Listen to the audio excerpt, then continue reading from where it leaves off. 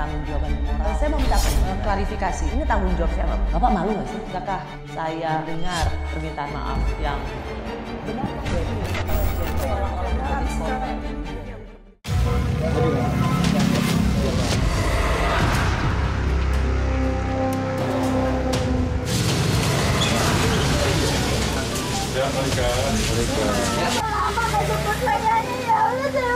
Alhamdulillah ya Allah. Ya Allah. Anak saya udah pulang ya Allah.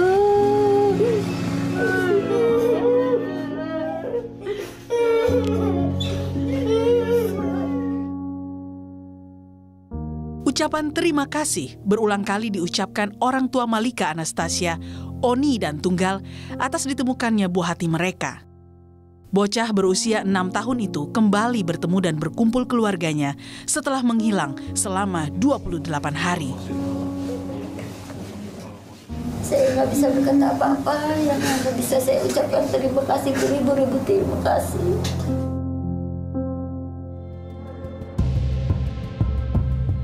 Didampingi orang tuanya, Malika kemudian menjalani rangkaian pemeriksaan kesehatan di Rumah Sakit Polri Kramat Jati, Jakarta. Di dalam pemeriksaan medis ada bekas pukulan ya di bagian pinggul yang diduga itu dilakukan kekerasan, dan keterangan dari Malika bahwa itu dilakukan pemukulan dan ditendang oleh saudara IS. Kemudian hasil pemeriksaan tidak ada tanda-tanda kekerasan seksual terhadap korban ya. Diduga yang bersangkutan ini memang diculik, untuk sementara ini diduga untuk eksploitasi.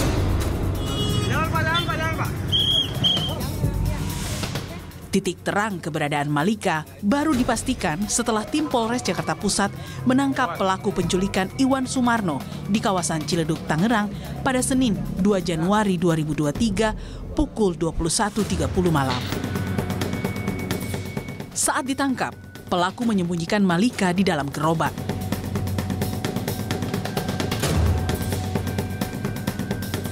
Ini adalah posisi saat pelaku diamankan. Jadi korban berada di dalam gerobak dan ditutupi oleh karung di atasnya. Sehingga memang akan sulit melihat keberadaan korban, dan memang terkesan pelaku kesana kemari sendirian. Kisah Malika menghilang berawal saat bocah 6 tahun itu diajak pelaku untuk membeli jajanan ayam goreng crispy. Dari rekaman CCTV tetangga Malika, pelaku Iwan terlihat membawa Malika naik bajai dari Jalan Gunung Sahari, Jakarta Pusat pada 7 Desember 2022. Tak nampak penolakan Malika saat diajak Iwan, karena Iwan biasa mampir di warung kopi milik orang tua Malika. Kan lewat. Di mana tuh? Di Gunung Sari. Lewat diberhentiin biasa di perumahan yang lain. Udah gitu, saya bilang tuh suruh tunggu ya. Saya lihat, beli Kentucky. Masuk ke Kentucky. Nggak lama saya emang jalan lagi. Langsung naik, pertama ke ITC. Terus, bang terus aja bang. Berapa duit? Saya bilang 40.000. Turun di kota, udah penumpang turun, saya jalan lagi. Penantian nyaris sebulan kian menggusarkan keluarga ketika identitas Iwan diketahui merupakan seorang mantan narapidana kasus pencabulan terhadap anak di bawah umur pada tahun 2014. Iwan Sumarno alias Ceki alias Herman alias Yudi baru saja keluar dari Lapas Bancai Bandung tahun 2021 setelah menjalani hukuman 7 tahun penjara. Kini Iwan terancam hukuman 15 tahun penjara karena menculik Malika, anak di bawah umur selama 28 hari. Kini kondisi Malika berangsur-angsur membaik di Rumah Sakit Polri Kramat Jati. Sementara polisi masih menggali apa sebenarnya motif Iwan Sumarno menculik Malika. Ibu udah kangen sayang.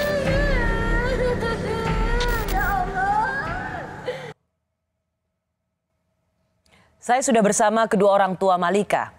Ia adalah Ibu Oni dan Bapak Tunggal. Pak Tunggal, Bu Oni, terima kasih sudah ke Kompas TV. Bersedia memenuhi undangan Rosi. Sama-sama.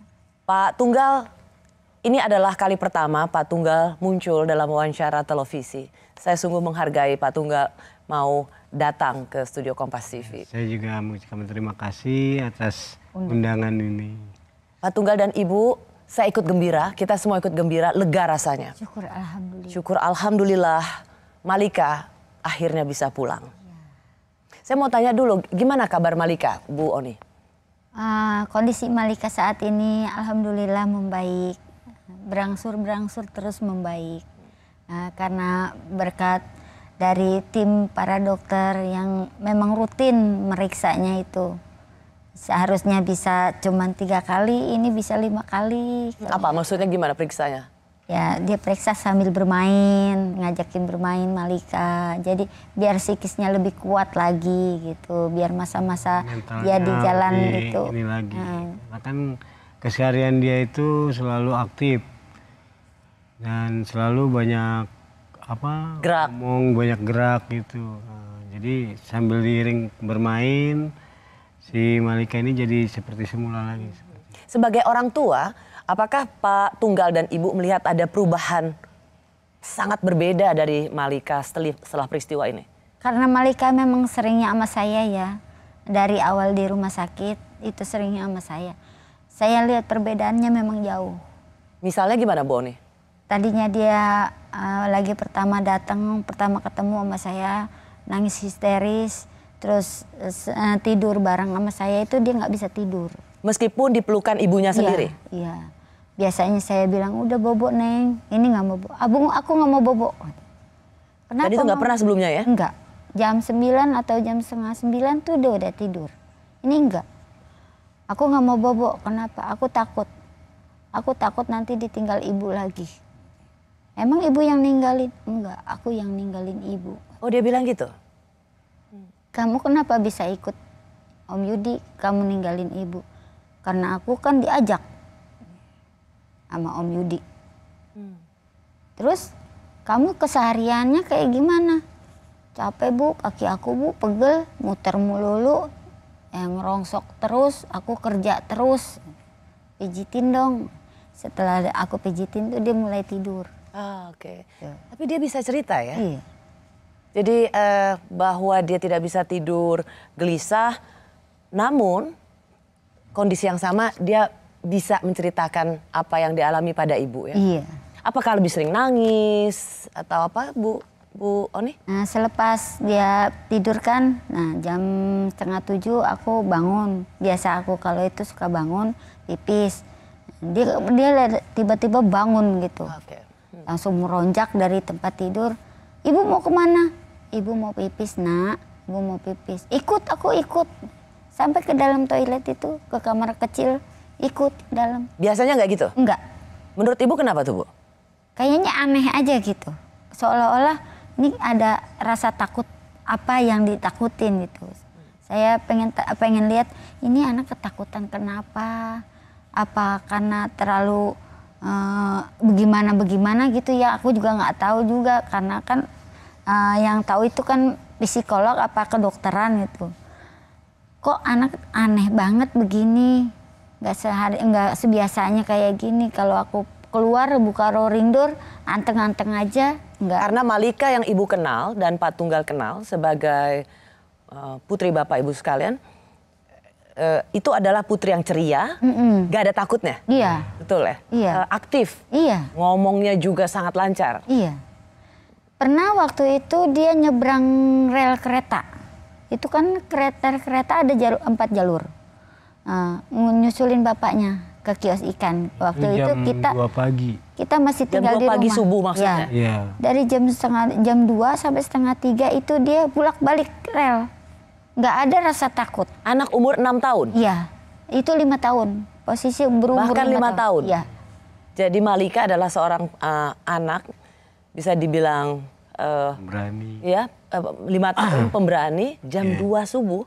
Dia berani jalan sendirian, melewati rel kereta api untuk ke kiosnya Pak Tunggal. Iya. Oke. Jadi ketika setelah diculik, dia menjadi pribadi yang sangat Aneh, penakut.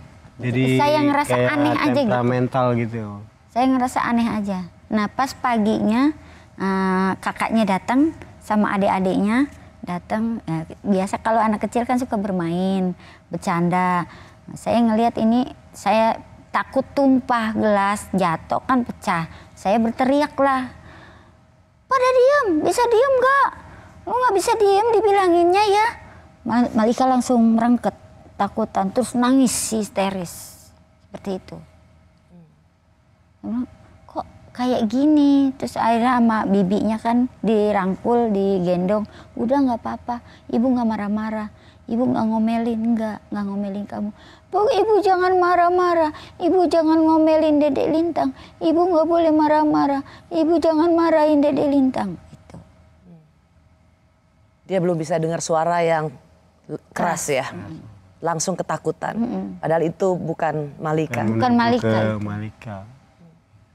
Saya rasa selama dia ikut judi itu adalah rasa omongan kasar, bentakan kasar, ataupun semacam kayak pukulan apa itu yang dia rasain.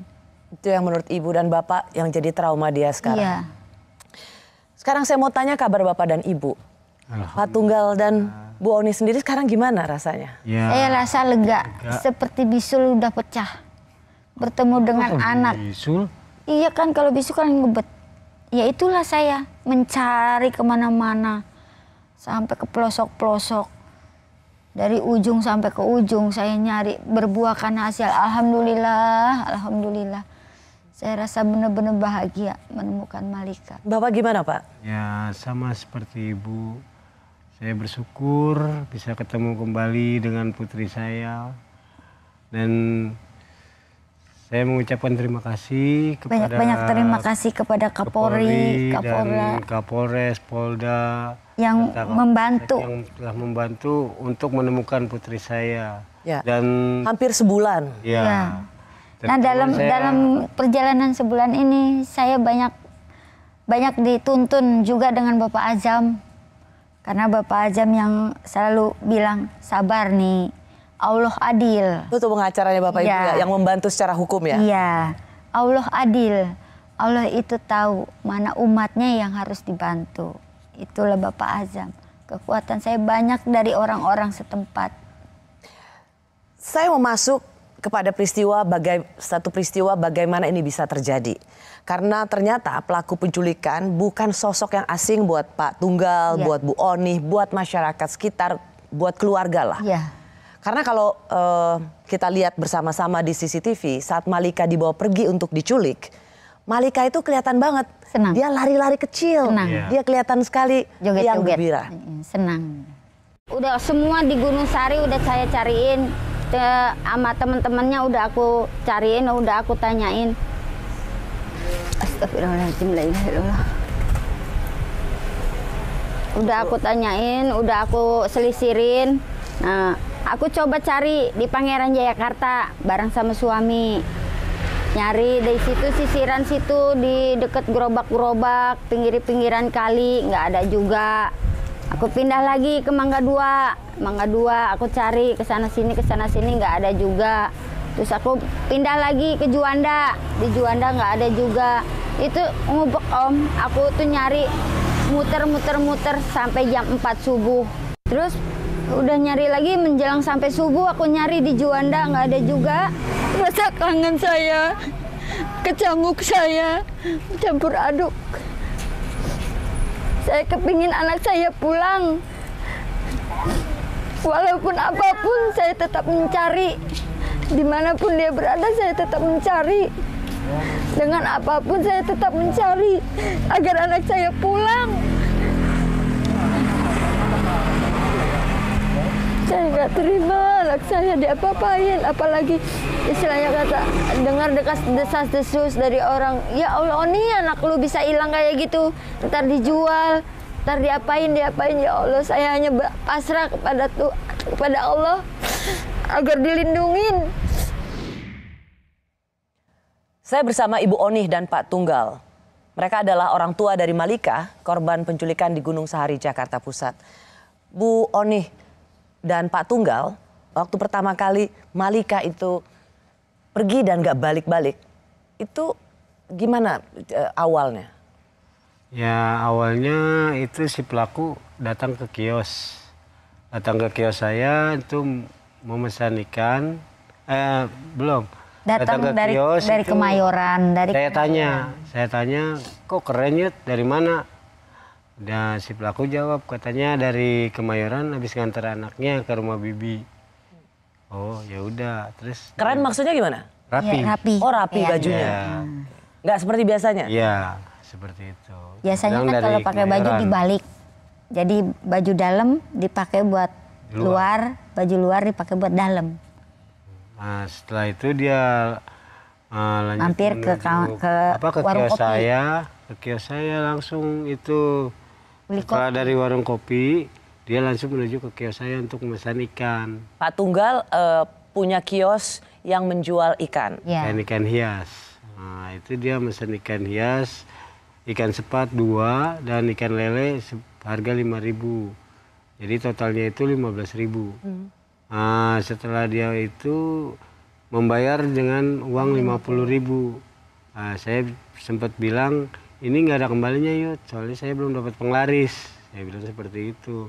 Nah, dia bicara, ya udah Pak pegang aja, kayak nggak percaya aja sama anak sendiri, seperti itu ngomongnya. Ini di hari di mana penculikan itu terjadi ya, Ya. tanggal 7 7 Desember tahun lalu.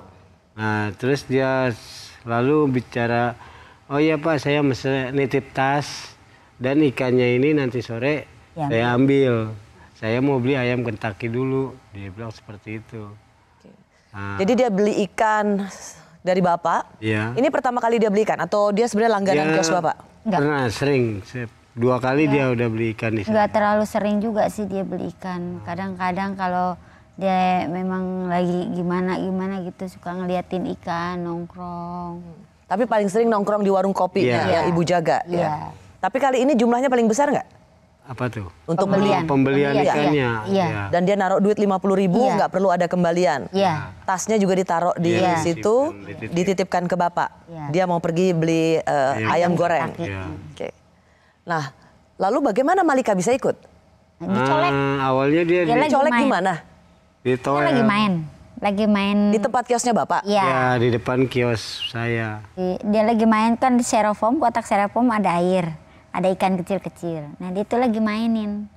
Nah, posisi dicolek, ngisi pundak dipegang, ditowel. Dek mau ikut nggak beli ayam chicken? Lari lah, bangunlah si Malika lari ngumpet ke akuarium yang ditutupin terpal. Kenapa dia harus ngumpet? Karena posisi kalau dia kelihatan sama ayahnya atau sama kakaknya itu pasti dipanggil untuk tidak diperbolehkan ikut.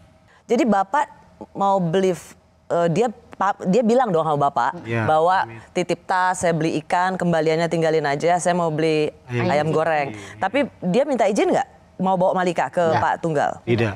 Lalu kok ibu tahu dia nyolek? Ibu kan nggak di sana? Nah itu anak saya yang nomor 2 pas lagi Menunggu ngangkat. kopi, yang nunggu warung kopi. Ya, Ya, dia itu. pas ngangkat jemuran, ngangkatin jemuran, tapi dia sambil menoleh begini sambil mengintip, mengawasi. Gitu. Oh di situ dia lihat Iya. bahwa memang ada momen di mana si pelaku ini ngajak dia pergi, Iya. gitu kan? Oke, terus? Nah, pas setelah itu si kakak masih memperhatikan. Kalau dia lurus, dia berarti dia bohong ngajak si Malika. Kalau dia belok, berarti dia beli ayam chicken. Kan kakaknya ngelihat Malika ini pergi dengan si pelaku. Ya, Dia diem aja? Atau dia Bilang langsung sama ngomong Sempat ke ngomong Bapak? sama Bilang bos ngomong, Oh, saya. sempat ngomong. Apa katanya? Kata si kakak, ayah itu si Malika ikut Om Yudi. Ya, saya jawab kan, biarin aja Kak, orang cuma beli ayam chicken ini, kita juga pulang. Saya ngomong seperti itu. Nah, setelah ditunggu sejam 2 jam, tuh abangnya yang nomor 1 datang. Dari kerjaan, mampir. Nah, abangnya itu sempat merhatiin ke adik-adiknya. Nah, ini adik-adiknya kok 2. yang 2 ada, yang 1 kemana nggak ada. Nah si kakak jawab, itu aku ikut Om Yudi beli ayam chicken katanya. Nah si abangnya itu bilang, ayam chicken kok lama amat. Nah itu si kakaknya langsung ngomong ke saya, ayah kok itu si Malika beli ayam chicken lama amat? Nah saya jawab, mungkin ngantri kali Mbak. Saya bilang. Udah berapa jam tuh Pak? Itu kisaran 2 jaman. Gitu. Lalu saya bilang ngantri, nah terus saya langsung balik lagi ke kios ikan untuk ngebungkusin ikan lagi. Nah itu sih abangnya langsung berangkat kerja lagi. Jadi semua masih merasa baik-baik aja ya? Iya. Toh Malika pergi dengan seorang yang dikenal mau beli ayam goreng atau fried chicken. Sama sekali tidak punya curiga. Enggak ada. Oke. Padahal Kapolres mengatakan kemudian bahwa pelaku ini punya banyak nama. Bukan nama yang dikenal oleh bapak dan ibu, yaitu bernama Yudi. Ini kata Kapolres. Menurut keterangan orang tua, keseharian terduga pelaku atas nama Yudi. Namun di kalangan pengumpul barang bekas dikenal dengan nama Herman. Dari awal inilah kita coba untuk mencari tahu siapa sebenarnya identitas dari yang bersangkutan. Kami mendapatkan identitas yang bersangkutan atas nama Iwan Sumarno dengan alamat Kampung Rorotan. Selanjutnya kami dalami keluarga terduga pelapor, di mana di sana juga kami mendapatkan nama baru, di mana terduga terlapor dikenal di lingkungan tempat tinggalnya dengan nama Jeki. Berdasarkan keterangan dari para saksi dan juga kedua orang tua dengan memperlihatkan foto, meyakini bahwa Iwan Sumarno adalah orang yang memang membawa korban M. Dari sana kita terbitkan surat DPO dan per tanggal 30 Desember 2022. Bagaimana akhirnya ibu tahu bahwa orang ini bukanlah orang yang seperti selama ini ibu kenal? Karena namanya banyak sekali. Karena dari lapak ke lapak namanya lain. Apa yang saya sebut dia pada nggak tahu semua. Karena bapak juga ikut nyari ya? Ya, karena saya nyari, dia pengakuan dia itu kan di belakang asrama penerbat ada pengepul barang rongsok. Itu saya sempat ke sana, saya tanyakan bernama Yudi. Ternyata mereka nggak pada kenal. Nggak ada yang tahu. Pada saat bapak tahu itu faktanya, ternyata orang yang selama bapak kenal sering ngopi di warung kopinya yang ibu jaga, beli ikan. Ternyata dia punya banyak nama lain. Gimana bapak waktu itu?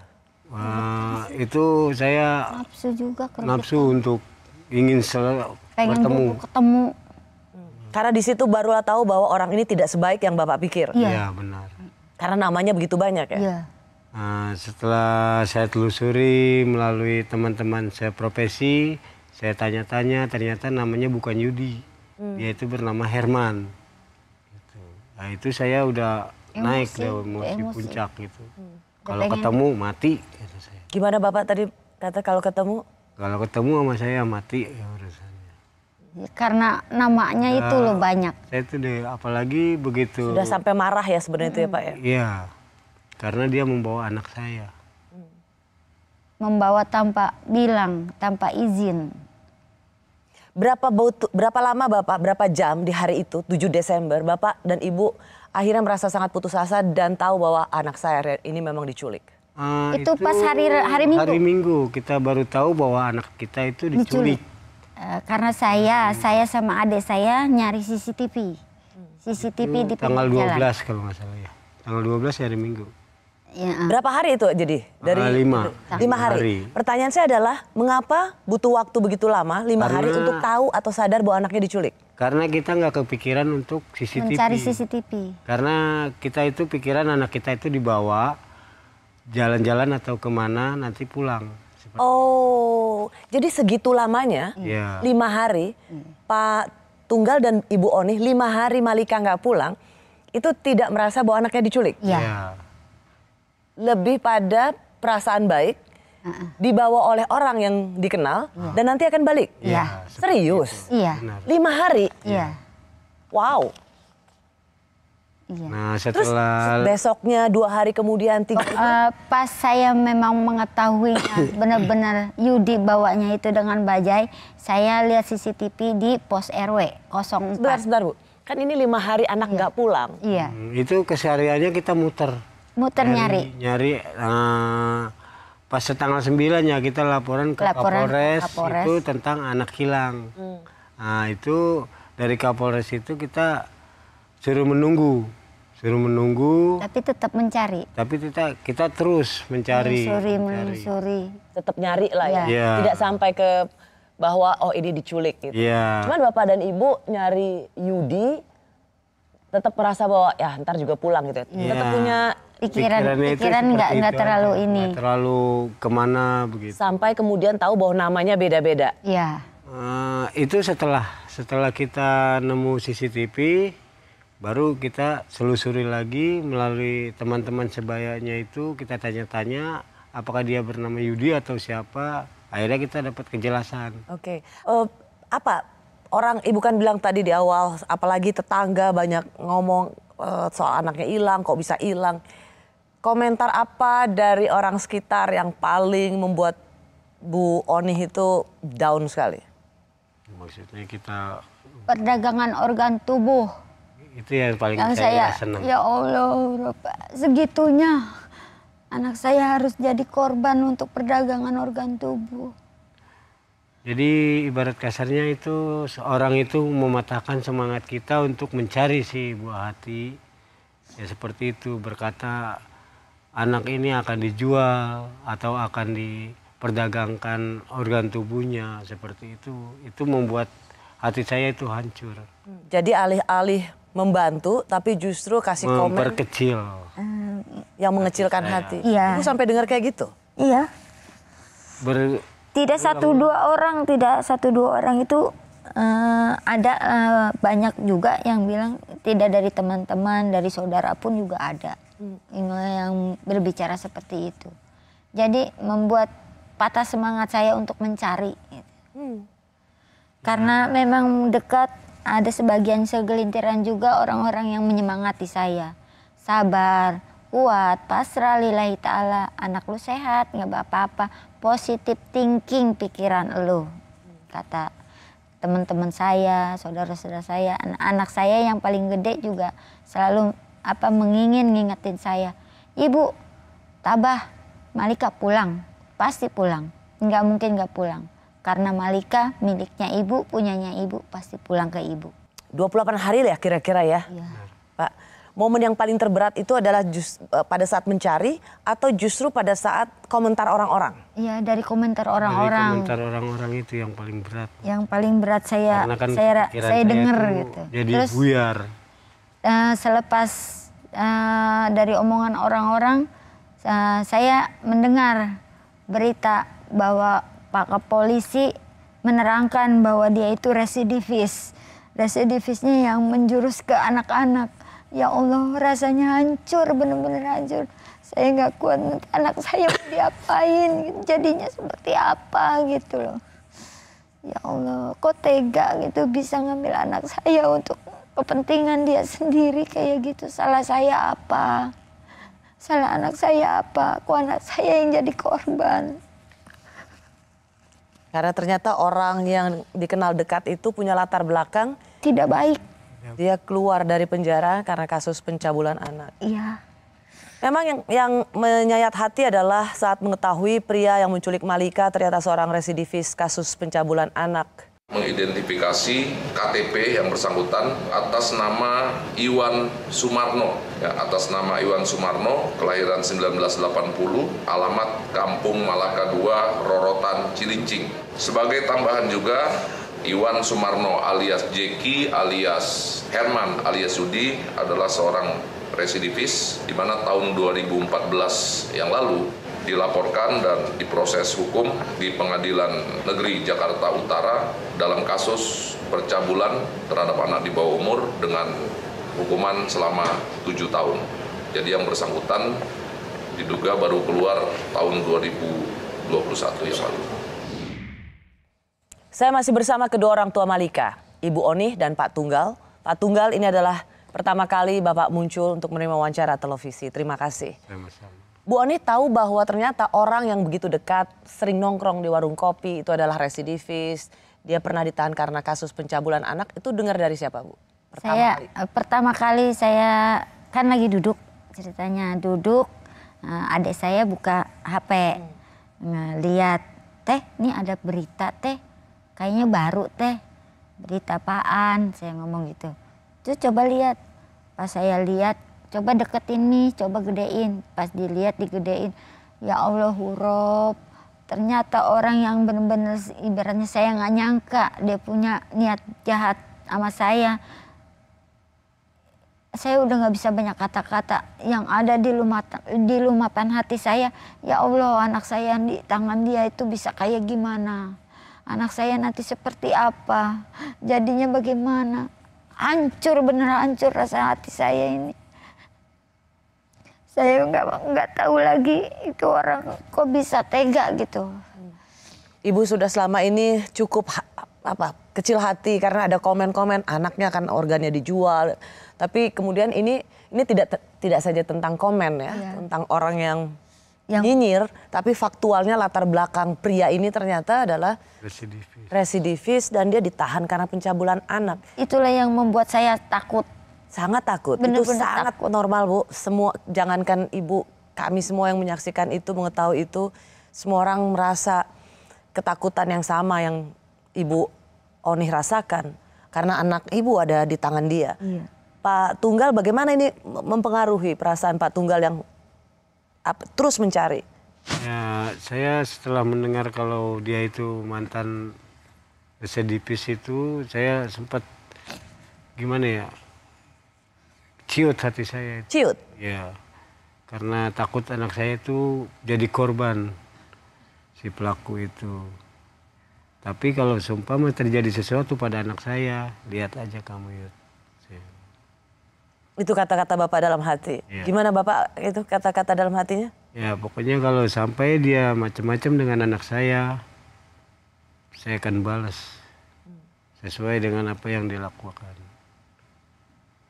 Kita bersyukur ya Pak Tunggal, Ibu Onih, hasil visum. Iya, Alhamdulillah. Itu karena berkat doa dari segenap seluruh masyarakat dan jajaran polisi yang mendoakan semoga Malika selamat, semoga Malika selamat. Ternyata memang iya, doanya semua orang yang sayang sama Malika didengar sama yang kuasa. Ya. Hanya memang dari hasil visum ada kekerasan fisik, iya. Ada bibir luka karena seperti dipukul dan ada paku sepertinya ya? Enggak, bibirnya itu ditabok. Ditabok? Tapi ada kayak seperti benda tajam? Enggak. Oh, oke. Itu ditabok sama tangan, kata si Malika. Aku bawel, aku rewel, pengen pulang, pengen ketemu sama ibu. Sama dia nggak boleh. Berisik lu, ntar gue tabok lu. Dan beneran tabok? Tabok, pok gitu. Wow. Berdarah lah tuh bibir. Dan jadi kalau ada pemberitaan yang mengatakan oh itu sempat ada dengan benda tajam, enggak ya? Malika tidak cerita itu ya? Enggak. Terus tapi ada lebam di pinggang? Itu lebam karena dipukul. Dipukul juga?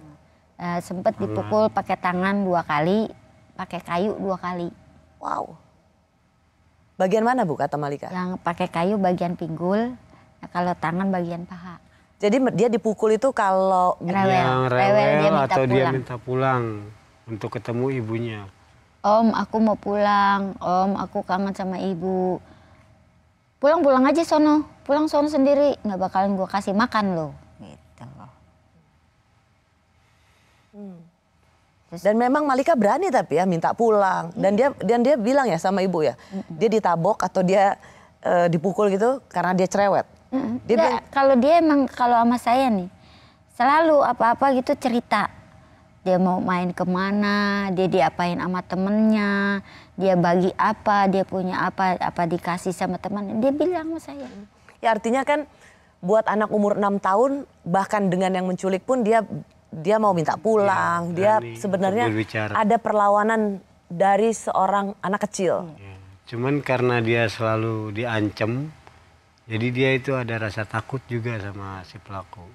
Karena pada saat hari dia diculik pagi-pagi itu, Malika sangat ceria ya Bu ya. Bahkan Ibu menceritakan pada saya yang mungkin bisa dibagi pada pemirsa Kompas TV, penonton Rosi.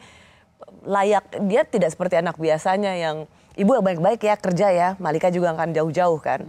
Itu Ibu bisa cerita nggak di hari yang sama pada saat Malika diculik? Sebelum Malika diculik, itu pagi hari saya bangun, ya, kisaran jam 5:30. Saya tepok pantatnya. Teteh nggak ngompol. Iya dong, aku nggak ngompol. Aku kan udah gede, udah besar. Oh pinter, bagus. Salim dong Bu. Salim, orang belum mandi. Udah dong, aku udah mandi. Salim dong aku sama ibu. Setelah salim, cium pipi. Setelah cium pipi, dia berpesan sama aku. Bu, kalau kerja hati-hati ya. Di sana baik-baik, katanya gitu. Terus aku berkata lagi sama Malika. Kak, Teh, kalau main jangan jauh-jauh, jangan nakal, jangan ngerepotin ya, bantuin ayah, jangan kemana-mana. Iya Bu. Terus udah gitu, jangan jauh-jauh, mainnya jangan nakal. Siap Bos. Seperti itu. Itu Malika ya? 6 tahun ya? Iya. Makanya kata-kata itu yang gak bakal bisa hilang. Karena itu awal terakhirnya Malika dibawa. Dan sampai sekarang Malika alhamdulillah sudah pulang, sudah kembali, saya senang. Syukur alhamdulillah Malika sehat, gak kurang satu apapun. Ya Allah terima kasih. Allah masih mempercaya saya untuk mengasuh Malika. Penculik Malika adalah seseorang yang dekat dengan lingkungan keluarga, bahkan dikenal bersikap baik.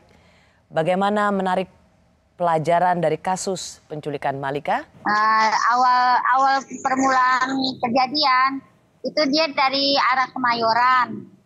Nah, datang ke warung saya. Pas posisi warung saya, anak saya yang nunggu. Kalau saya kan kerja. Nah, dia datang kemari meminta, nanya sama anak saya yang gede, bilang, Kak, ada teh manis nggak? Nggak ada teh manis, gula aja nggak ada, adanya kopi, mau nggak? Ya udah, bikin aja kopi. Oh iya Pak, saya titip tas ya. Sekalian saya mau beli ayam chicken. Sambil beli ngomong ayam chicken itu dia nyolek anak saya yang kecil. Dek, mau ikut nggak? Gitu. Nah anak saya lari ke ujung, ngumpet.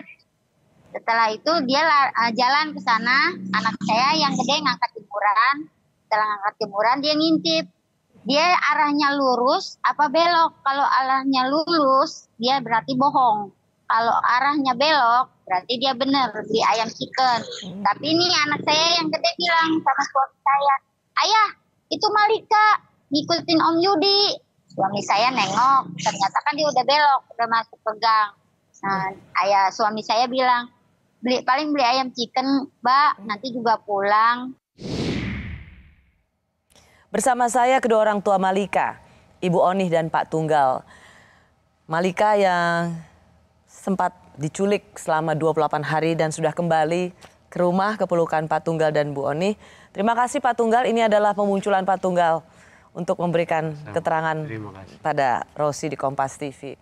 Pada saat akhirnya tahu bahwa Malika pergi diculik, ada bapak di situ, ibu lagi kerja, sempat nggak merasa bahwa salah bapaknya nih? Iya. Kan ada anaknya, kok dibiarin pergi, ibu gitu? Iya, saya berdebat sama bapak, yaitu saling menyalahkan, menekan bapak. Sempat marah-marah juga sama bapak. Karena ibu merasa harusnya bapak jaga anaknya dong. Iya. Karena ibu kan lagi kerja ya. Ibu bertugas sebagai ART di satu rumah sehingga pergi siang pulang sore. Harusnya anak yang bersama bapak dijaga oleh bapaknya. Ibu menyalahkan bapak. Iya. Tapi bapak nggak terima. Dibilang seperti itu nggak terima. Bapak malah menyalahkan si kakaknya. Karena udah tahu kenapa kamu nggak manggil gitu. Kenapa bapak merasa ini bukan salahnya Pak Tunggal? Ya, karena kan saya beraktivitas dagang umpan ikan dan ikan hias. Itu juga kan untuk keluarga. Jadi bapak nyalain kakaknya? Jadi saya begitu kakaknya bilang itu si Malika ikut Om Yudi, kenapa dia nggak langsung samperin? Seperti itu. Jadi ada momen di mana keluarga saling menyalahkan. Ya. Meskipun dalam hati bapak, tanpa bapak katakan, apakah bapak merasa bersalah? Emang sebenarnya itu salah saya. Itu setelah salah menyalahkan, Akhirnya kita sadar diri. merenung, bertiga-tiga kita merenung. Terus saya awal membuka kata, ya udah kita memang saling salah, nggak usah menyalahkan. Kita sadari kita memang salah. Ya kamu juga salah Mbak. Nah, kamu apalagi ya salah. Lah saya juga sebagai ibu juga salah. Kita memang salah. Gimana caranya supaya kesalahan ini kita biar nggak diulangin lagi. Ya. Ayo kita cari bareng-bareng. Pastinya sebenarnya Bu Oni, Pak Tunggal ini merasa bersalah. Cuman sebagai laki-laki jangan sampai ketahuan laki-laki merasa bersalah. Bener nggak Pak Tunggal? Benar. Menurut Pak Tunggal dan Ibu, apa pelajaran paling berharga untuk para orang tua? Karena Malika ini pergi sama orang yang dianggap kenal loh. Dan dia pernah juga pergi, ini bukan pergi pertama kali. Yeah. Pergi 2 kali, yang membedakan adalah waktu itu masih ada temennya, kakaknya. Jadi gimana, masa dalam hidup ini kita harus curiga terus, curiga pada orang baik? Cuman apakah ada pola atau ada sesuatu yang sebenarnya Bapak dan Ibu gak lihat sebelumnya, tapi ini bisa jadi pelajaran buat kita semua. Kadang kita tertutup matanya melihat orang traktir, beliin permen. Kebaikan orang. Padahal sebenarnya dia itu adalah modus terselubung yang secara sistematis sedang direncanakan. Ya menurut saya sih untuk orang tua ya terutama ibu-ibu ataupun seorang bapak itu jangan melihat kebaikan seseorangnya saja. Itu pun harus mengetahui latar belakang atau bertempat tinggalnya di mana itu harus jelas. Karena kebaikan itu bisa menutup segalanya. Itu aja. Kalau Bu Oni? Kita emang perlu sih waspada atau curiga gitu sama seseorang. Jangankan kita curiga apa waspada sama seseorang. Saudara pun sendiri perlu kita curigai. Karena memang kalau dalam satu rumah kan pasti ada selek. Ada marah. Nah, belum tentu dia itu punya niatan baik atau enggak. Ya. Nah, bisa aja anak kita pura-pura dibawa jajan, katanya kemana-kemana kan kita juga nggak tahu. Nah, emang kecurigaan dan kewaspadaan itu memang perlu, walaupun dengan orang baik apa orang siapa itu memang udah apa? Kita haruslah bisa menjaga kewaspadaan untuk menjaga anak-anak kita. Ya, kita menjaga anak kita dan yang paling penting jangan terlalu cepat silau, karena kita itu ditraktir, belikan barang, karena belum tentu itu adalah bagian dari satu niat yang baik. Iya emang benar. Kebaikan itu tidak melulu dari pembelian barang. Iya. Terima kasih Pak Tunggal, saya menghargai sekali lagi kehadiran Bapak untuk pertama kalinya di televisi di program Bosi dan juga Ibu Oni. Salam dan peluk saya untuk Malika. Terima kasih kembali. Saya sampaikan salam dan peluknya Bunda untuk anak saya. Saya Rosyana Silalahi, terima kasih sudah menyaksikan Rosi. Kita jumpa lagi minggu depan. Terima kasih telah bersama Kompas TV, independen, terpercaya.